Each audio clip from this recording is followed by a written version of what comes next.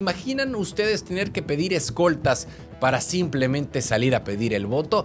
Bueno, eso está pasando en Veracruz. Ya son 71 candidatos y candidatas a las alcaldías los que han tenido que pedir protección oficial porque hacer campaña se volvió un riesgo de vida. Y es que el asesinato de Yesenia Lara en Tequistepec no fue un caso aislado. Es parte de un contexto donde la violencia política está escalando y donde parece que la democracia se está escribiendo con sangre. Hace apenas unos días había 54 solicitudes. Hoy ya son 71, es decir, en 3 días 17 personas más que buscan ser alcaldes o alcaldesas en Veracruz dijeron: necesito seguridad, no puedo seguir así. Y de esas 71 peticiones, 68 fueron hechas al OPLE y otras 3 directamente a la Secretaría de Seguridad Pública Estatal. Y lo más fuerte: Movimiento Ciudadano es el partido que más protección ha pedido. De los 68 respaldados por el OPLE, 42 ya tienen asignadas 2 elementos de seguridad cada uno. Vamos a decirles cómo está esta repartición, ¿no? Movimiento Ciudadano van 26 candidatos que han solicitado protección, el PT 14, el PAN 3, el PRI 6, el Partido Verde 1, Morena 3, los que van en la coalición de Morena y Verde 14 y de Independientes 1. Y sí, aunque muchos de estos candidatos están en partidos chicos o locales, pues el miedo es igual para todos. La violencia no distingue colores y el caso que lo detonó todo pues fue el de Yesenia Lara Gutiérrez, candidata de Morena, el partido oficial, el partido en poder, el partido que está a nivel estatal, que está a nivel federal. Pues bueno, esta candidata de Morena que fue asesinada, la mataron después de un evento junto a otras 4 personas. Sí, 4 personas, porque esto no solo le costó la vida a ella, también a gente que la acompañaba. Y antes de eso, pues también ya habían matado a un candidato justo en el primer día en que habían iniciado las campañas, ¿no? Y con esto, 2 casos. Ya suman 7 asesinatos de actores políticos durante este proceso electoral que inició desde noviembre del año pasado. Es decir, cada semana de campaña, pues prácticamente ha costado vidas, ¿no? Ante esta situación, la gobernadora Rocío Nale lo reconoció, dijo que Veracruz está viviendo un episodio de violencia política y para responder, la presidenta Claudia Sheinbaum ya envió a 3,500 elementos de la Guardia Nacional a Veracruz. Además, desde el 12 de mayo se desplegaron una célula de investigaciones especiales al sur del estado, justo donde ocurrió el crimen de Yesenia. Ya la coordinación está a cargo de Omar García Harfuch y aunque se agradece que ya haya acciones, la gran pregunta es: ¿llegaron tarde ante esta situación? Porque cuando ya hubo 7 muertos y decenas de amenazas, cuando la gente ya tiene miedo de salir a hacer campaña, pues es claro que no se está garantizando la seguridad mínima para competir. De forma directa, hay 3 personas que no fueron al OPLE, sino directo a la Secretaría de Seguridad Pública de Veracruz, y los 3 son de Morena. Agustín Hernández Escobar en Benito Juárez, al norte del estado, Noé Domínguez en Santiago Tuxtla y Adriana Lagunes Sánchez en Tralixcoya. Pero lo interesante es que ni el partido en el poder se salva. También sus propios candidatos están pidiendo ayuda y eso nos habla del nivel de tensión que se está viviendo en Veracruz. Porque el proceso electoral en Veracruz ya no es solo una contienda democrática, ahora también es una lucha por sobrevivir, literalmente. ¿En qué momento pedir el voto se volvió algo que se hace con miedo? ¿De qué sirve hablar de democracia si los candidatos no pueden caminar tranquilos por sus colonias? Y ojo, porque esto ya no distingue partidos. En todos los colores hay miedo, hay amenazas y hay gente pidiendo protección para poder hacer campaña. Ojalá que esta vez no solo se manden patrullas después de que haya muertos, ojalá que no normalicemos ver a candidatos con escoltas como si fuera algo común y ojalá que nadie más se sume a esta lista trágica. Información nacional.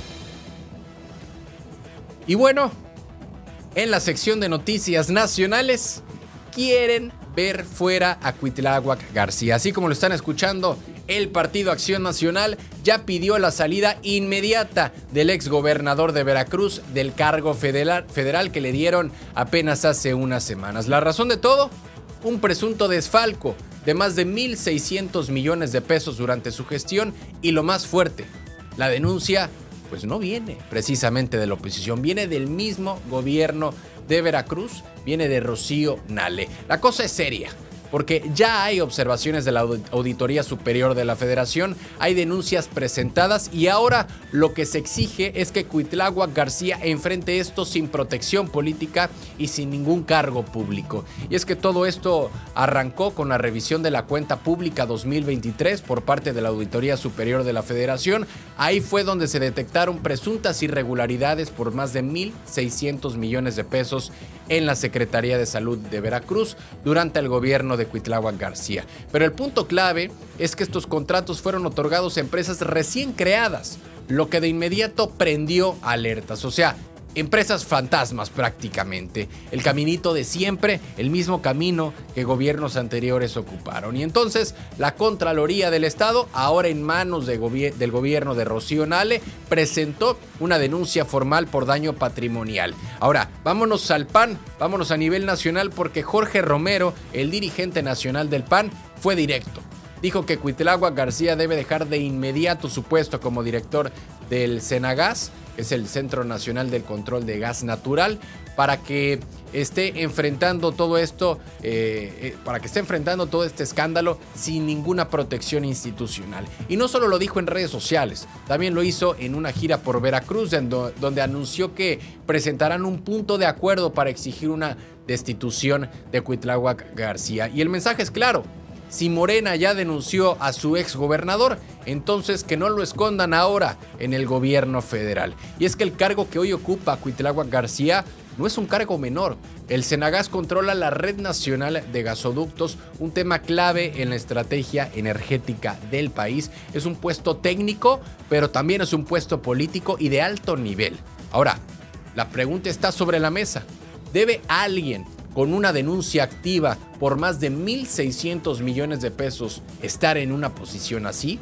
Porque este caso pues está abriendo varios frentes al mismo tiempo. Por un lado, la oposición busca usarlo como ejemplo de cómo Morena sí protege a sus exgobernadores, aunque Rocío Nale haya hecho la denuncia. Pero por otro frente vemos a una gobernadora, vemos a una Rocío Nale por su parte, que tiene que demostrar si realmente va a ser congruente o si su denuncia fue solo un golpe de imagen, ¿no?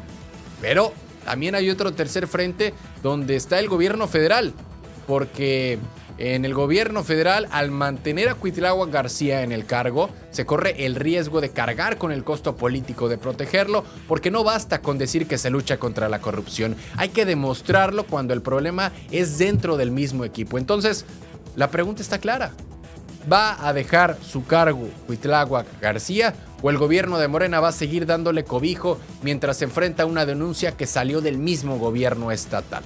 Porque si de verdad se quiere acabar con la impunidad, no se puede hacer con discursos, se tiene que hacer con acciones, y eso empieza por no permitir que alguien con un señalamiento tan grave siga en un cargo de ese nivel. Esto no se trata de solo un nombre, no se trata de un partido, se trata de mandar un mensaje claro, porque en el poder nadie está por encima de la ley. Noti Express Internacional. En la sección de noticias internacionales, a Elon Musk le salió otra jugada sucia, y es que durante años le hizo creer a sus clientes que no podían quedarse con el Tesla que habían rentado porque lo iban a usar para una red futurista de robotaxis, ¿no?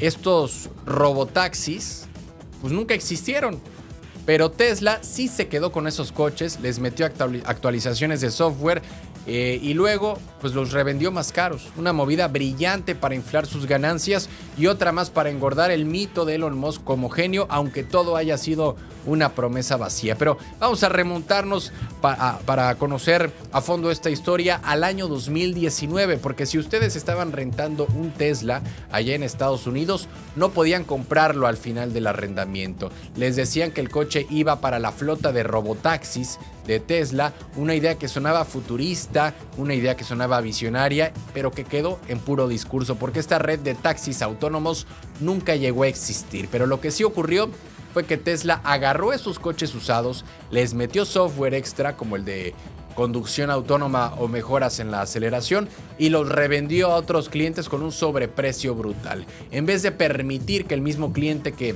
había usado el coche se lo quedara, como ocurre normalmente como cualquier marca, pues Tesla cerró esa puerta y así podía revender el auto ahora con mejoras y sacarle mucho más. Y esto no fue un caso aislado.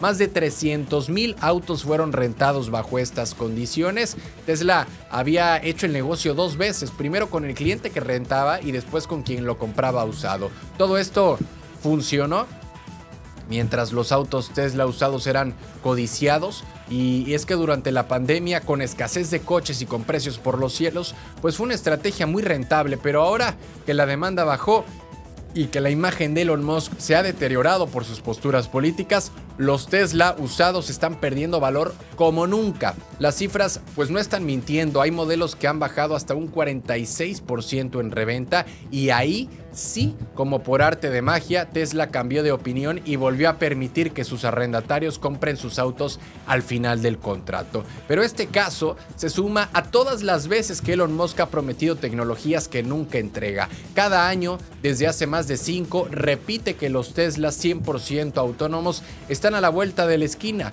y cada año el calendario pues está corriendo.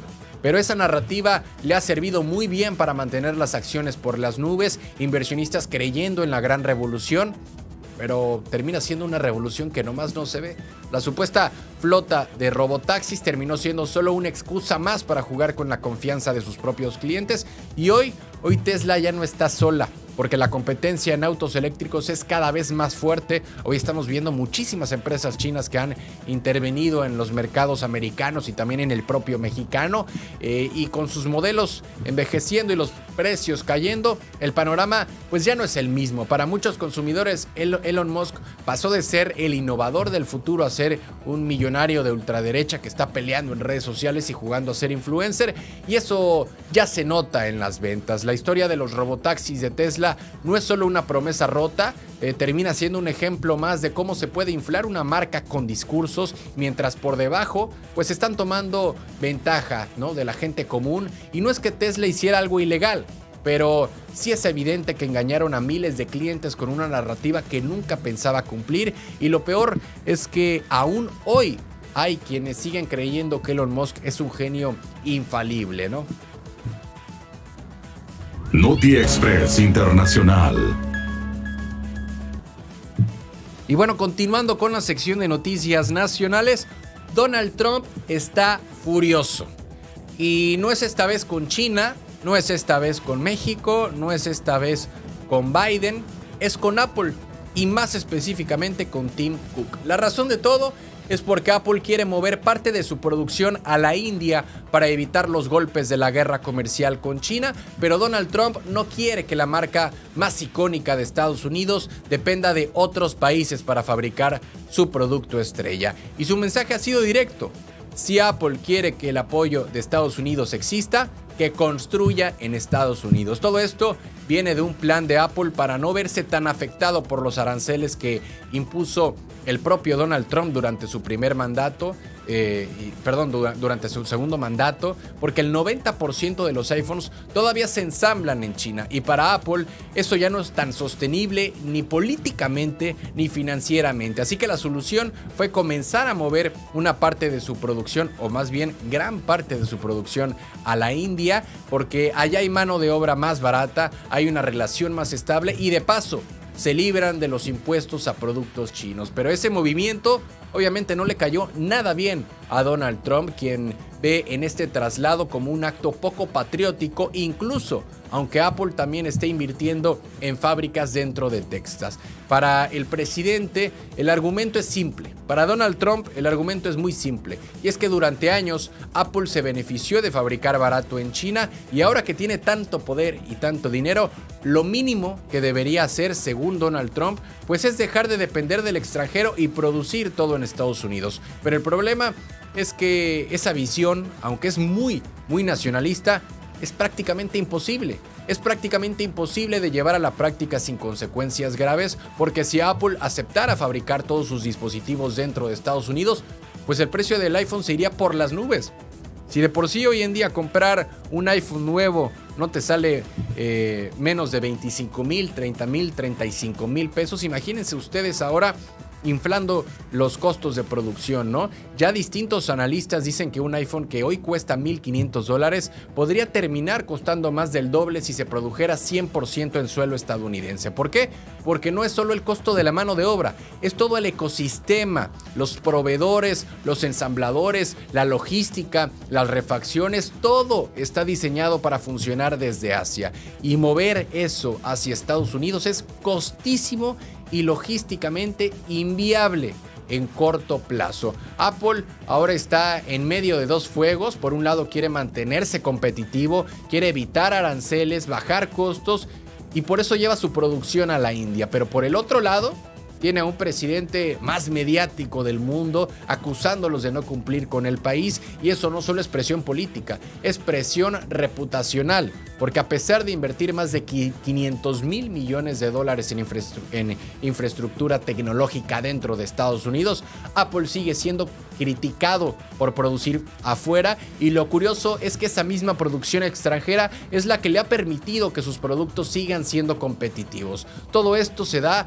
en un contexto donde Donald Trump está buscando impulsar una narrativa fuerte de Made in America, hecho en Estados Unidos, y atacar a Apple, aunque sea simbólicamente, le sirve para reforzar esa idea, ¿no? Además, en plena batalla comercial con China, Apple es una pieza clave, porque cada movimiento que haga tiene peso en los mercados, tiene peso en los medios y tiene peso en la política. Lo que sí es que hay algo que nadie puede ignorar, porque si Apple dejara de fabricar en Asia, no solo los precios se disparan, también podría perder ventaja frente a marcas como Samsung, como Huawei, como Xiaomi, y al final la pregunta no es si Apple debería producir en Estados Unidos, sino si el consumidor promedio está dispuesto a pagar el triple por un celular con tal de que diga hecho en América. Porque aunque la idea suene bien políticamente, pues en la práctica es muy difícil de sostener. No se pueden mezclar los modelos políticos con los modelos económicos si en la práctica están chocando, ¿no? Apple está intentando balancear su imagen como empresa estadounidense con la realidad de una economía global, pero Donald Trump está presionando cada vez más y ese equilibrio se puede estar complicando semana tras semana.